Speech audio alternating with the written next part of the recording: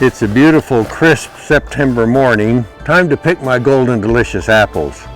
These are great apples to use in applesauce, to use later on in the winter. And then there's an opportunity to dry them. And I like to do this because they're great snacks, and also because you can use them in some recipes like apple crisp.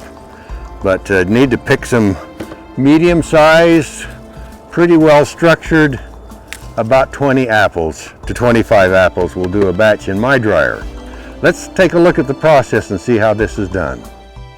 The first thing to do is to get the apples washed and ready for peeling and slicing.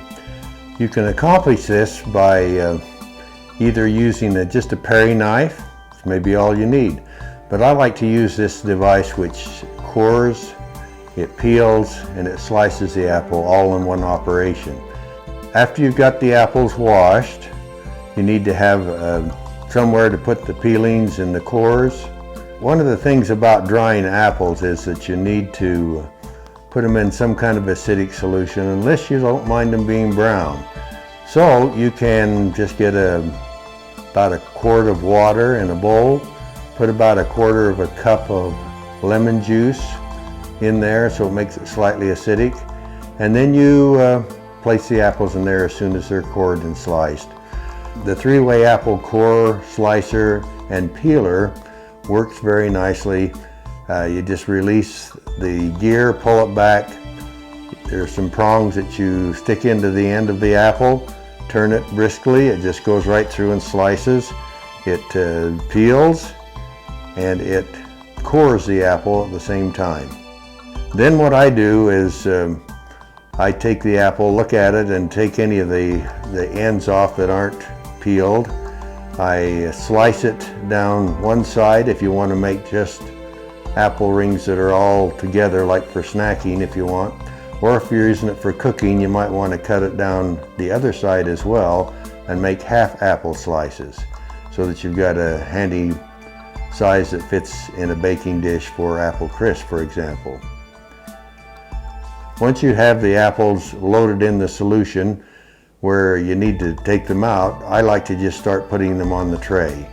And you line them up any way you want. You just need to line them as close as you can on each of the trays, depending on the type of dryer that you have. And then if you have some extra trays that aren't quite full yet, then you can kind of judge about how many more apples you have to peel and prepare. Once the trays are all full, you have the option of creating some snack ones by sprinkling some like Jello on them, some lime Jello I like. You can put some cinnamon on them, which gives them a distinctive taste. And those can be used for snacking. If you're just going to use them in cooking, you want to just probably leave them as they are with nothing on them. Take the trays to the dryer. Place each of them in the dryer. This is a particular dryer that I use.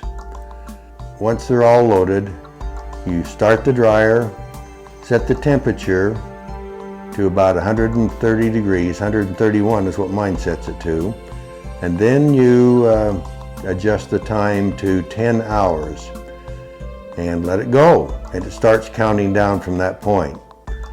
Partway through the process, you can check them and make sure that things are going all right, that they look good. And as it gets towards the end, you might want to check it and make sure you're not over drying them. But generally that works just right for me. 10 hours, it turns itself off. Give it an hour or so to rest and to cool down, and then load them up in some kind of container that can be airtight. I use these old jars. You could use canning jars, you could use sealable bags, something that would keep them dry and fresh for use later. Then of course put them on the shelf, date them, and you're ready to go to work. And here's a look at an apple crisp. You just, to do the cooking, you just place the apples in a baking dish, pour some water, some hot water on them, let them sit for a while, and then just complete your recipe and use them just like you would any kind of apple. It makes a delicious apple crisp, especially with ice cream. Hope you've enjoyed this.